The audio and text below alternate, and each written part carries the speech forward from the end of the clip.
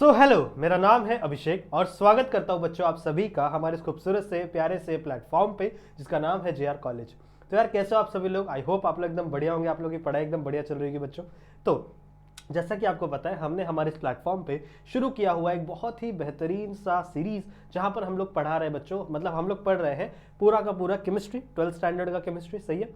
Most of the जो subjects है बच्चों, वो मोस्ट ऑफ द जो चैप्टर्स है बच्चों, मैंने आप लोगों को वो सारे के सारे कवर करवा दिए हैं। सही है। कुछ 2-3 चैप्टर्स बचे हुए हैं जो हम लोग आने वाले 1 या 1.5 महीने के अंदर अंदर हम लोग कवर कर देंगे। मतलब पूरी केमिस्ट्री हम लोग आपकी कवर करवाने वाले हैं। पर मोस्ट ऑफ द पार्ट बच्चों हमने ऑलरेडी कवर किया है। जितना भी मैंने अभी तक पढ़ाया ना लेसन्स बच्चों, उतने लेसन्स को भी अगर आप पढ़ते हो तो आप ऑलमोस्ट 70 मार्क्स के पेपर में 55-60 सिक्योर कर सकते हो। इतना मैंने आप लोग को अच्छे से पढ़ाया है बाकी के लेक्चर्स को। ठीक है। बहुत सारे बच्चों की डिमांड थी कि सर देखो लास्ट वाला लेक्चर, लास्ट वाला जो लेसन था वो तो हम लोग ने कवर किया था अपना, जिसमें हम लोग चैप्टर कवर कर रहे थे ना, एलिमेंट्स इन ग्रुप 16, 17, 18। ठीक है, नाम भूल जाता हूँ कभी कभी। ठीक है, तो एलिमेंट्स इन ग्रुप 16, 17, 18 हम लोग ने कवर किया था बच्चों। आज से बहुत सारे बच्चों की डिमांड आई थी, इसलिए आज से इस लेक्चर वीडियो से हम लोग शुरू कर रहे हैं एक बहुत ही प्यारा सा chapter, that is nothing but our 9th chapter, coordination compound. ठीक है, कोऑर्डिनेशन कंपाउंड शुरू कर रहे हैं। This is introduction lecture. ठीक है, एक इंट्रोडक्शन लेक्चर है, ज्यादा बड़ा लेक्चर नहीं होगा, क्योंकि मैं आज आप लोगों को समझाऊंगा कि कोऑर्डिनेशन कंपाउंड होता क्या क्या है, कौन कौन सी चीजें उसके अंदर होती है बच्चों, कौन कौन से सब्सटेंस उसके अंदर प्रेजेंट होते हैं, किन किन चीजों से आपका कोऑर्डिनेशन कंपाउंड बनता है, उनकी क्लासिफिकेशंस क्या है। ठीक है, ऐसे बहुत सारी चीजों की हम लोग बच्चों बात करने वाले हैं आज के इस वीडियो के अंदर। तो वीडियो को एंड तक जरूर से देखेंगे। ओके, बहुत सही है। ओके, एक और चीज ध्यान में रखना बच्चों कि ये जो चैप्टर है ये रट्टाफिकेशन वाला चैप्टर बिल्कुल भी नहीं है। हाँ, कुछ चीजें हो सकती हैं रटने वाली, पर 95% ये जो लेसन है ना बच्चों, ये बेस्ड है आपके अंडरस्टैंडिंग पे। अगर आपने लेसन को ध्यान से समझा, मेरे लेक्चर वीडियोस को ध्यान से देखा, तो मैं हर एक चीज आपको अंडरस्टैंड करवाऊंगा, आपको समझाऊंगा कि कौन सी चीज क्या है, किन तरीकों से क्या चीज बन रहा है, किस तरीके से आप कौन सी चीज कैलकुलेट कर सकते हो। समझ रहे हो? तो अगर आपने चीजों को ध्यान से समझा तो ये पूरा लेसन आपको एकदम ईजी लगेगा। और अगर आपने ये लेसन नहीं समझा, रटने की कोशिश की, तो ये लेसन आपको बहुत हार्ड लगेगा। समझ रहे हो? ये बात मेरी लिख कर नोट कर लो कि अगर ये लेसन आपने समझ कर पढ़ा है तो बहुत आसान है, इससे आसान कोई लेसन नहीं है। पर अगर आप रटने जाओगे तो इससे हार्ड कोई लेसन नहीं है। समझ रहे हो? तो कोऑर्डिनेशन कंपाउंड एक बहुत ही आसान सा लेसन है। अगर आप चीजों को समझते हो क्या क्या उसके अंदर है, टेंशन बिल्कुल ही मतलब बच्चों, मैं आप लोगों को सब कुछ समझाऊंगा, एक एक डिटेल, एक एक स्टेप मैं आप लोग को समझाने वाला हूं इसके अंदर। ठीक है, चलेगा? कोई दिक्कत की बात नहीं। ठीक है, चलो। तो बच्चों आज के इस लेक्चर में हम लोग स्टडी करेंगे कि आखिरकार कोऑर्डिनेशन नंबर या फिर सॉरी कोऑर्डिनेशन कंपाउंड होते क्या है, किन कंपाउंड्स को हम कोऑर्डिनेशन कंपाउंड कह सकते हैं, किन कंपाउंड्स को हम कोऑर्डिनेशन कंपाउंड नहीं कहेंगे। सही है। उसके अंदर जो अलग अलग मेटल्स हैं, अलग अलग लिगेंड्स हैं, वो क्या होते हैं, लिगेंड्स के क्लासिफिकेशंस क्या है, बहुत सारी बातें हम लोग करेंगे। आखिरकार कोऑर्डिनेट कंपाउंड दिखता कैसा, उसका स्ट्रक्चर कैसा होता है, उसके अंदर बॉन्ड कौन कौन से होते हैं, तो वो सारी बातें बच्चों आज के इस लेक्चर वीडियो के अंदर हम लोग करने वाले हैं। तो वीडियो को एंड तक देखेंगे, जितने भी बच्चे वीडियो देख रहे हैं वीडियो को एंड तक देखेंगे, एक कॉपी और एक पेन साथ में रखेंगे चीजों को लिखने के लिए, क्योंकि जब भी मैं लिखवाता हूं चीजों को लिखा करो तभी आपको याद रहेगा। सही, अगर आप मेरे पुराने बच्चों तो आपको पता होगा। चलेगा? सॉरी। तो बच्चों एक और चीज आपको बता दूं कि अगर आपको कोई भी डाउट होता है केमिस्ट्री में, बायोलॉजी में पढ़ते हो तो आपको डाउट भी होगा, तो आप आ सकते हो मेरे इंस्टाग्राम पे। यहाँ पे इंस्टाग्राम पे आप आकर मुझसे अपने डायरेक्ट सवाल पूछ सकते हो। अगर आप लोग ने हमारे ऐप को डाउनलोड नहीं किया है तो इस ऐप को भी जरूर से डाउनलोड कर लीजिए अपने फोन के अंदर। ठीक है, चलेगा? तो शुरू करते हैं बच्चों आज के इस लेक्चर को, जहां पे हम लोग स्टडी करने वाले हैं सबसे पहली बात, what is mean by coordination compound. आखिरकार कोऑर्डिनेशन कंपाउंड होता क्या है। चलिए, ठीक है, तो चलिए बच्चों समझते हैं। उसके बाद मैं आप लोग को इसका यू कैन से मैं आप लोग को डेफिनेशन भी लिखवा कर दूंगा। ठीक है, पहले आप लोग समझिए कि आखिरकार कोऑर्डिनेशन नंबर या फिर कोऑर्डिनेशन कंपाउंड होता क्या है। सुनिए, कोऑर्डिनेशन कंपाउंड दो चीजों से बना हुआ है, दो अलग अलग एंटिटीज से बना हुआ है कोऑर्डिनेशन कंपाउंड, दो अलग अलग चीजों से बना हुआ है कोऑर्डिनेशन कंपाउंड। कौन कौन है वो बच्चों दो चीजें? सबसे पहली चीज है, ध्यान से सुनेंगे, ध्यान से समझेंगे, मैंने बताया है कोऑर्डिनेशन कंपाउंड दो अलग अलग एंटिटीज, दो अलग अलग सब्सटेंस से जुड़ के बना हुआ है। जो सबसे पहला सब्सटेंस है that is nothing but a central metal atom. क्या है बच्चों? A central metal atom. या तो ये एटम होगा, ये जो मेटल है बच्चों, हमेशा ये मेटल ही होगा, ध्यान में रखो, हमेशा ये मेटल ही होगा। तो या तो ये मेटल जो है वो आयन के फॉर्म में प्रेजेंट हो सकता, सॉरी एटम के फॉर्म में प्रेजेंट हो सकता है, या फिर आयन के फॉर्म में प्रेजेंट हो सकता है, ठीक है। सॉरी बच्चों, तबीयत थोड़ी सी खराब है, ठीक है, कोई बात नहीं, पढ़ते हैं हम लोग, ठीक है। तो सेंट्रल मेटल एटम, ये मेटल आपका एटम के फॉर्म में भी हो सकता है और या फिर ये आयंस के फॉर्म में भी हो सकता है, समझ में आई बात, ठीक है। तो ये पहली चीज है जो आपके कोऑर्डिनेट कंपाउंड में प्रेजेंट होगी, जो आपके कोऑर्डिनेट कंपाउंड में प्रेजेंट आपको होगी और आपको देखने के लिए मिलेगी। जो सेकंड चीज है बच्चों, वो होंगे कुछ मॉलिक्यूल्स या फिर आयंस जो इस सेंट्रल मेटल आयन को सराउंड करेंगे। क्या करेंगे बच्चों? सराउंड करेंगे। इसका मतलब क्या है कि बीच में आपका मेटल है, ठीक है, बीच में आपका मेटल है और वो मेटल सराउंड होगा किसी भी एक्स सब्सटेंस के साथ में, ठीक है। ये जो एक्स कंपाउंड है, कुछ एक्स सब्सटेंस है, that can be a molecule, that can be a ion, इनको कुछ और भी कहते हैं, वो हम लोग आगे बात करेंगे, पर अभी इतना समझ के चलो कि इन्हें हम लोग कह रहे हैं या तो मॉलिक्यूल या तो आयन। कुछ ऐसा सब्सटेंस है जो क्या करेंगे, इस सेंट्रल मेटल को सराउंड करेंगे, इस सेंट्रल मेटल को आगे से क्या करेंगे, घेर लेंगे, ऐसा समझ लो। और वो जो कंपाउंड बनेगा, ये जो कंपाउंड बनेगा, कुछ ऐसा कंपाउंड बनेगा, this compound is nothing but a coordination compound. और इनके बीच में बॉन्ड भी लगता है ऐसे करके, इसकी बातें भी हम लोग करेंगे, समझ रहे हो। तो ये जो कंपाउंड बनेगा इसे हम लोग कहेंगे कोऑर्डिनेशन कंपाउंड। समझ में आया? बताओ मेरे को, समझ में आया? क्या बताया मैंने अभी आप लोग को बच्चों? बहुत सिंपल सी चीज मैंने बताई है कि सेंटर में मेटल है, बीच में है मेटल, ठीक है, और साइड साइड में कुछ कंपाउंड्स हैं। बीच में मेटल है, साइड साइड में कुछ कंपाउंड्स है। ये जो मेटल है, ये मेटल आपका एटम भी हो सकता है, ये मेटल आपका बच्चों आयन भी हो सकता है। तो it can be atom, it can be ion, ये मेटल, सही बात है। और ये जो मेटल होगा बच्चों, ये सराउंड होगा कुछ दूसरे सब्सटेंस के साथ, वो सब्सटेंस या तो मॉलिक्यूल होंगे या तो आयंस होंगे। सही बात है? ओके, समझ में आ गई बात, ठीक है। अब मैंने आपको बताया कि ये जो मेटल है ये आयंस भी हो सकते हैं। तो आयंस दो प्रकार के होते हैं भाई साहब, एक होगा आपका नेगेटिव आयन और एक होगा आपका पॉजिटिव आयन, समझ रहे हो। तो आपके आयंस या तो नेगेटिव भी हो सकते हैं या तो पॉजिटिव भी हो सकते हैं, दो प्रकार के आपको आयंस भी मिलेंगे। समझ में आई बात, ठीक है। उसी तरीके से यहां पे भी जो आयंस होंगे बच्चों, या तो वो नेगेटिव होंगे या तो वो पॉजिटिव होंगे। ज्यादातर आपको नेगेटिव ही देखने के लिए मिलेंगे, जब आप पढ़ोगे तो ज्यादातर आप नेगेटिव ही पढ़ोगे कि आपका जो आयंस है वो नेगेटिव है और जो मेटल है वो पॉजिटिव है। ऐसा ही कंडीशन आप लोग ज्यादा देखते हो। क्यों? क्योंकि मेटल आयन ज्यादातर पॉजिटिव ही रहते हैं। ये शायद आप लोगों ने क्लास 8th या 9th में पढ़ा होगा, that metals are electropositive in nature. वो हमेशा इलेक्ट्रॉन को डोनेट करते हैं, जो मेटल्स होते हैं वो हमेशा इलेक्ट्रॉन को डोनेट करने में विश्वास रखते हैं बच्चों, समझ रहे हो, ठीक है। तो हमेशा ये ज्यादातर आपको इलेक्ट्रोपॉजिटिव नेचर में ही मिलेगा। तो ज्यादातर केसेस में ये पॉजिटिव होगा और ये जो होगा ये नेगेटिव होगा, क्योंकि नेगेटिव पॉजिटिव ही आपस में बॉन्ड बनाते हैं। समझ में आया? मैंने आप लोग को थोड़ा सा समझाया, अभी मैं आपको डेफिनेशन भी लिख कर दूंगा, टेंशन मत लो, ठीक है। मैंने आपको क्या समझाया अभी तक बच्चों? सिर्फ इतनी चीज बताइए कि जो आपका कोऑर्डिनेट कंपाउंड है वो दो चीजों से बना हुआ है। एक है central metal atom, that is it can be atom और it can be ion, okay. And this metal atom is surrounded by some molecules और सम आयंस। इनका भी एक नाम है, वो नाम आगे चल के हम लोग बात करेंगे, पर आपको इतनी चीज आई होप समझ में आई होगी। इसे आप जरूर से अपने बुक में लिखेंगे, सॉरी, ठीक है, इसे आप जरूर से अपनी बुक में लिख लेंगे। ओके ओके, समझ में आ गया? तो अब मैं बच्चों आप लोग को डेफिनेशन लिखवा देता हूं। डेफिनेशन बहुत ही सिंपल है। अगर आपको ये चीज समझ में आ गई है तो आपको डेफिनेशन भी समझ में आ जाएगी कोऑर्डिनेशन कंपाउंड की। Okay, let me rub it. Okay, so definition क्या होगी बच्चों? अ कंपाउंड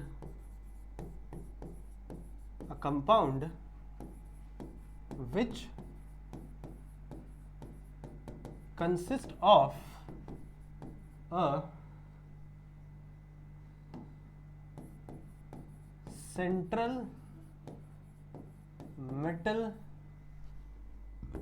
एटम और आयन, यही मैंने बताया अभी, तो अभी अभी आप लोग यही मैंने बताया कि एक ऐसा कंपाउंड विच कंसिस्ट ऑफ, उसके पास हो सकता है central metal atom surrounded by किसके द्वारा सराउंड होगा बच्चों? सराउंडेड बाय मॉलिक्यूल्स या फिर ions is called as coordinate या फिर कोऑर्डिनेशन कंपाउंड।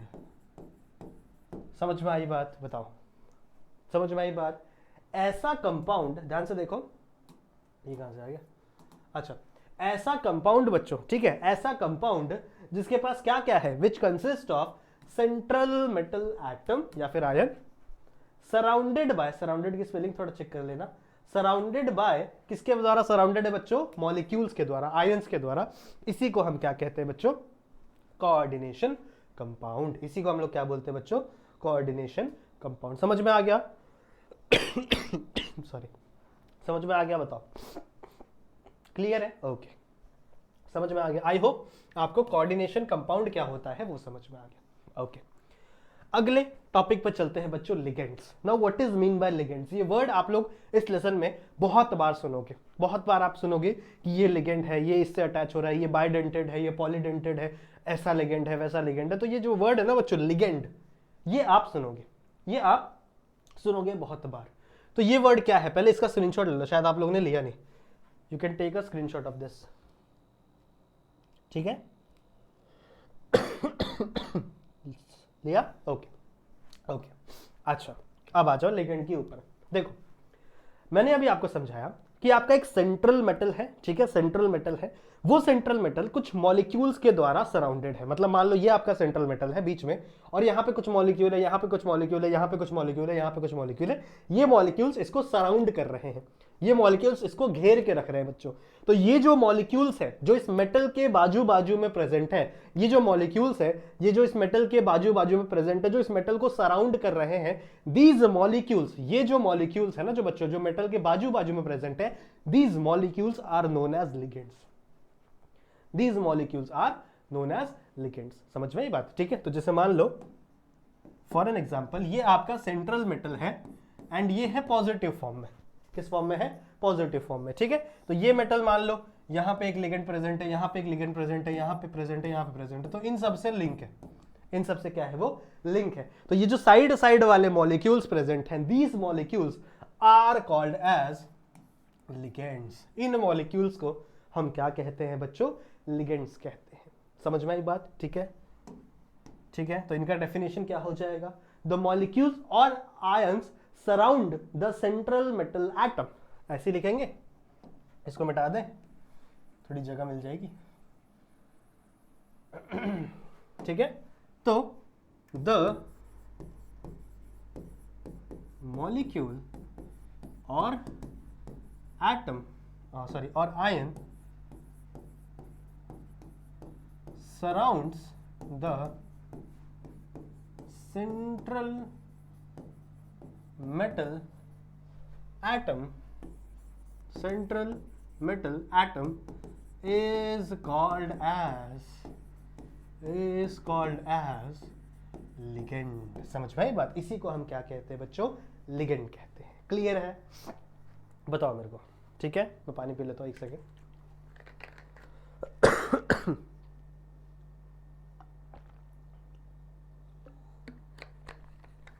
ओके, क्लियर है?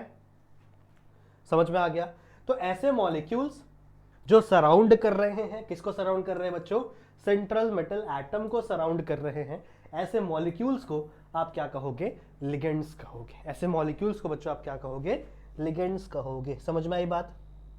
समझ में आई बात? ठीक है। अब देखो क्या होता है, ये जो लिगेंड्स होंगे ना बच्चों, ये हमेशा एक lone pair of electron donate करेंगे मेटल को। these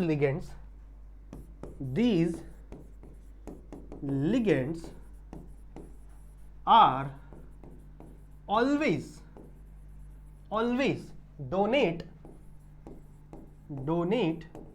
a lone pair of electron to make a bond with metal और you can say central metal. ठीक है, तो मैंने क्या बोला, ये जो मेटल्स, ये जो लिगेंड्स है ना बच्चों, ये लिगेंड्स क्या करेंगे, कुछ इलेक्ट्रॉन्स को मतलब पेयर ऑफ इलेक्ट्रॉन्स को डोनेट कर देंगे मेटल्स की तरफ डोनेट कर देंगे। ये ले दो पेयर ऑफ इलेक्ट्रॉन, ये ले, समझ रहे, जिसके वजह से ये क्या बनाते हैं बच्चों, बॉन्ड बनाते हैं, जिसकी वजह से क्या फॉर्म कर पाते हैं बच्चों, बॉन्ड फॉर्म कर पाते हैं, किसके साथ, सेंट्रल मेटल के साथ। समझ में आई बात। अब अगर ये इलेक्ट्रॉन अगर ये मॉलिक्यूल्स इलेक्ट्रॉन को डोनेट कर रहे हैं तो इसका मतलब ये क्या होंगे, इलेक्ट्रॉन रिच मॉलिक्यूल। सही बात है। तो हमेशा याद रखेंगे बच्चों, the ligands are electron rich molecule. ठीक है, ये हमेशा याद रखेंगे कि ligands are electron rich molecule. Clear है, समझ में आ गया। So ligands are electron rich molecule, इनके पास बहुत ज्यादा अमाउंट ऑफ इलेक्ट्रॉन होता है, तो ये क्या करते हैं, एटम्स जो आपके सेंट्रल मेटल्स होते हैं, उन सेंट्रल मेटल की तरफ इलेक्ट्रॉन को डोनेट कर देते हैं, दे देते हैं दोनों को, दो इलेक्ट्रॉन। ठीक है, वो दो इलेक्ट्रॉन क्या कर देते हैं, ये डोनेट कर देते हैं मेटल की तरफ, जिससे इनके और मेटल के बीच में बॉन्ड बनता है। ये कौन सा बॉन्ड बनेगा, इसकी चर्चा हम लोग आगे करेंगे, पहले इतना नोट कर लीजिए बच्चों। कर लिया सॉरी, समझ में आ गया। ठीक है, ओके ओके, वीडियो को पॉज करके नोट किया करो। ठीक है, ओके, चलो आगे बढ़े, चलो आगे बढ़ते हैं। नाउ अगला टॉपिक है बच्चों कोऑर्डिनेट बॉन्ड। अब मैंने आप लोगों को बताया ना कि आपका जो लिगेंड है वो मेटल के साथ बॉन्ड फॉर्म कर रहा है अपने lone pair of electron donate करके। मतलब ऑब्वियस सी बात है, जो आपका लिगेंड है बच्चों वो इलेक्ट्रॉन रिच है, उसके पास बहुत ज्यादा इलेक्ट्रॉन है, समझ रहे हो। तो जब ये इलेक्ट्रॉन डोनेट करेगा मेटल के साथ तो इसके बीच में कोई बॉन्ड बनेगा, that bond is nothing but a coordinate bond. Now coordinate bond होता क्या है, सुनिए समझिए। पहले मैं आपको एग्जांपल देके समझाता हूं। जैसे मान लो मेरे पास आयन्स है, फॉर एग्जांपल मेरे पास बच्चों आयन्स है, मेरे पास है नेगेटिव आयन, मेरे पास है पॉजिटिव आयन। ठीक है, कोई भी कंपाउंड मान लो, कुछ कंपाउंड है जिसके पास नेगेटिव आयन है, कुछ ऐसे कंपाउंड है बच्चों जिनके पास पॉजिटिव आयन है। तो जब नेगेटिव आयन और पॉजिटिव आयन के बीच में बॉन्ड बनेगा, मतलब जब आयन्स के बीच में बॉन्ड बनता है तो इस बॉन्ड को हम लोग क्या कहते हैं, जरा बताओ। जब आयन्स के बीच में बॉन्ड बनता है तो इस बॉन्ड को हम लोग क्या कहते हैं बच्चों, आयोनिक बॉन्ड। इस बॉन्ड को हम लोग क्या कहते हैं बच्चों, आयोनिक बॉन्ड। क्लियर है। जब दो आयन्स के बीच में, ये कटायन है ये अनायन है, तो जब दो आयन्स के बीच में बॉन्ड बनता है so that bond is called as ionic bond. Similarly अगर मान लो एक आपका मेटल कंपाउंड ए है, कंपाउंड बी है, इन दोनों के बीच में बॉन्ड बना है, एक इलेक्ट्रॉन इसने डोनेट किया, एक इलेक्ट्रॉन इसने डोनेट किया। मान लो एक इलेक्ट्रॉन ए ने दिया, एक इलेक्ट्रॉन बी ने दिया, तो दो इलेक्ट्रॉन आए, पर उसमें से क्या दोनों इलेक्ट्रॉन एक ही कंपाउंड ने दिया है क्या, नहीं। क्या दोनों इलेक्ट्रॉन एक ही कंपाउंड ने दिया है क्या, नहीं। एक इलेक्ट्रॉन ए ने दिया, मान लो ये वाला इलेक्ट्रॉन इसने दिया, ये वाला इलेक्ट्रॉन इसने दिया, तो मतलब यहां पे शेयरिंग ऑफ इलेक्ट्रॉन हो रहा है। इसको हम लोग बोलते हैं बच्चों कोवेलेंट बॉन्ड। समझ रहे हो, इसे हम लोग क्या बोलते हैं बच्चों, कोवेलेंट बॉन्ड। इस बॉन्ड को हम लोग क्या बोलते हैं, कोवेलेंट बॉन्ड। पर इस कंडीशन में जब आपके पास लिगेंड हो, जब आपके पास मेटल हो, फॉर एन एग्जांपल मेरे पास है लिगेंड, ठीक है, और मेरे पास है बच्चों मेटल, समझ रहे हो। इस कंडीशन में होगा क्या, इस कंडीशन में मेटल के पास कोई इलेक्ट्रॉन नहीं है, मतलब मेटल के पास है पॉजिटिव चार्ज। अगर मेरे पास कोई इलेक्ट्रॉन नहीं है, मतलब मैंने अपना इलेक्ट्रॉन लूज कर दिया, तभी तो मेरे पास इलेक्ट्रॉन नहीं है ना। तो ये है बच्चों मेटल जिसके पास पॉजिटिव चार्ज है, and this ligand having negative charge. क्यों बच्चों, because it is electron rich, electron rich molecule. ठीक है, ये क्या है बच्चों, आपका इलेक्ट्रॉन रिच मॉलिक्यूल है। तो होता क्या है कि इस लिगेंड के पास होते हैं दो इलेक्ट्रॉन, ये दो के दो इलेक्ट्रॉन डोनेट कर देता है मेटल की तरफ। ये जो लिगेंड है ये दो के दो इलेक्ट्रॉन डोनेट कर देता है मेटल की तरफ, और उससे इस लिगेंड और इस मेटल के बीच में बॉन्ड का फॉर्मेशन होता है। उस प्रोसेस से इस लिगेंड और इस मेटल के बीच में बॉन्ड का फॉर्मेशन होता है। समझ में आई बात? ठीक है, तो हमेशा जब इसके और इसके बीच में बॉन्ड फॉर्म होगा तो इसका बॉन्ड आप कुछ इस तरीके से दिखाओगे। हमेशा आप कुछ इस तरीके से इसका बॉन्ड दिखाओगे कि आपका एक हेडेड एरो बनाओगे, हेडेड, समझ रहे हो? और इसका हेड किसकी तरफ रहेगा? मेटल की तरफ। क्यों? क्योंकि लिगेंड ने मेटल को इलेक्ट्रॉन दिया है, लिगेंड ने मेटल को इलेक्ट्रॉन दिया है, तो कुछ इस प्रकार का बॉन्ड बनता है जहां पे आप एक लाइन खींचोगे और मेटल की तरफ आप एरो दिखाओगे। This bond is called as नहीं, इसको हम लोग कहते हैं कोऑर्डिनेट बॉन्ड। इसको हम लोग क्या बोलते हैं बच्चों? Coordinate bond. समझ में आ गया? सॉरी, समझ में आ गया? बताओ, समझ में आ गया? बताओ, ठीक है ना?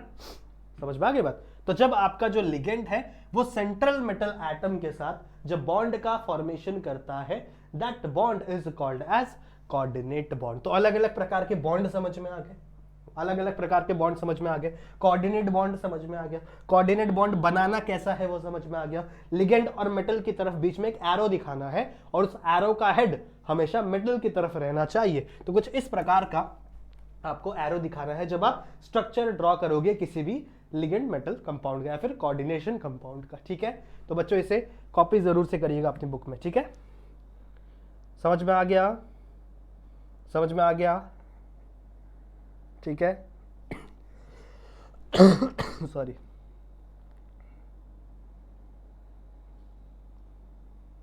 हो गया? ओके ओके, ठीक है। तो किन तरीकों से आप कंपाउंड को रिप्रेजेंट करोगे? अगर मैं बात करूं फ्रेम ऑफ कोऑर्डिनेशन कंपाउंड, तो जैसे मान लो ये आपका बीच का मेटल है, ठीक है, और यहाँ पे कुछ लिगेंड है, यहाँ पे कुछ लिगेंड है, यहाँ पे कुछ लिगेंड है, सिमिलरली यहाँ पे कोई लिगेंड है, यहाँ पे कोई लिगेंड है, यहाँ पे कोई लिगेंड है। तो अगर इनके बीच का बॉन्ड दिखाना है तो आप इस तरह दिखाओगे, ऐसे, समझ रहे हो? ऐसे दिखाओगे, ऐसे दिखाओगे। समझ में आई बात? कुछ इस तरीके से आप अपने लिगेंड का स्ट्रक्चर या फिर कोऑर्डिनेशन कंपाउंड का स्ट्रक्चर फॉर्म करोगे। क्लियर है? ओके। जैसे मान लो ये आपका कंपाउंड है, तो अगर ये मेटल है तो इस तरफ आपका एरो रहेगा, एरो इस तरफ रहेगा, हेड इस तरफ रहेगा, एरो आपका लिगेंड से मेटल की तरफ जाएगा। समझ में आ रही बात? ठीक है, ये है आपका लिगेंड। ओके, दोनों ही सेम कलर है बच्चों, मुझे कलर चेंज करना तो पहले को। ये है आपका लिगेंड और ये है आपका सेंट्रल मेटल या फिर आयन। ठीक है, सेंट्रल मेटल भी हो सकता है, सेंट्रल आयन भी, मेटल आयन भी हो सकता है। समझ रहे हो? ठीक है, मेटल एटम और आयन, ऐसा लिखो। समझ में आ गई बात? ठीक है, सेंट्रल मेटल आयन और आयन। क्लियर है? ठीक है, ओके। अब देखो, अभी मैंने आपको एक चीज बताई कि जो आपका लिगेंड है वो हमेशा डोनेट कर रहा है मेटल को। जो आपका लिगेंड है वो इलेक्ट्रॉन पेयर डोनेट कर रहा है आपके मेटल को। तो इसी को हम कहते हैं इलेक्ट्रॉन पेयर डोनर। ठीक है, इसको हम क्या बोलते हैं? Electron pair donor. सिमिलरली इसको हम क्या कहेंगे? अगर ये डोनेट कर रहा है तो वो क्या कर रहा है बच्चों? वो एक्सेप्ट कर रहा है ना, तो ये होता है इलेक्ट्रॉन पेयर एक्सेप्टर। ये क्या होता है बच्चों? आपका इलेक्ट्रॉन पेयर एक्सेप्टर। सिमिलरली आप इसको लेविस बेस भी बोल सकते हो, क्योंकि लेविस बेस का भी काम होता है lone pair of electron donate करना। जो भी lone pair of electron donate करता है उसे लेविस बेस कहा जाता है। उसी तरीके से अगर ये लेविस बेस है तो ये क्या होगा आपका? Lewis acid. समझ में आई बात? इसका एक एग्जांपल करते हैं। जैसे मान लो मेरे पास है PtCl6। ठीक है, मेरे पास है PtCl6। इसका स्ट्रक्चर कैसे बनाओगे? इसका स्ट्रक्चर आप बनाओगे, बीच में आपका प्लैटिनम है, यहाँ पे Cl, यहाँ पे Cl, यहाँ पे Cl, यहाँ पे Cl, यहाँ पे Cl, यहाँ पे Cl। ठीक है, और कुछ इस तरीके का कंपाउंड रहेगा, जहां पे आप कुछ इस तरीके का कंपाउंड बनाओगे कि आपका जो क्लोरीन है वो lone pair of electron donate कर रहा है प्लैटिनम को। यहाँ पे जो आपका क्लोरीन है वो lone pair of electron donate कर रहा है प्लैटिनम को। अगर मैं आपसे पूछ लूं कि यहाँ पे कौन है इलेक्ट्रॉन पेयर डोनर? कौन है बच्चों यहाँ पे इलेक्ट्रॉन पेयर डोनर? तो इलेक्ट्रॉन पेयर डोनर कौन है बच्चों यहाँ पे? It is chlorine. Chlorine is the electron pair donor. कौन है यहाँ पे लेविस एसिड? लेविस एसिड कौन है? Platinum is the Lewis acid.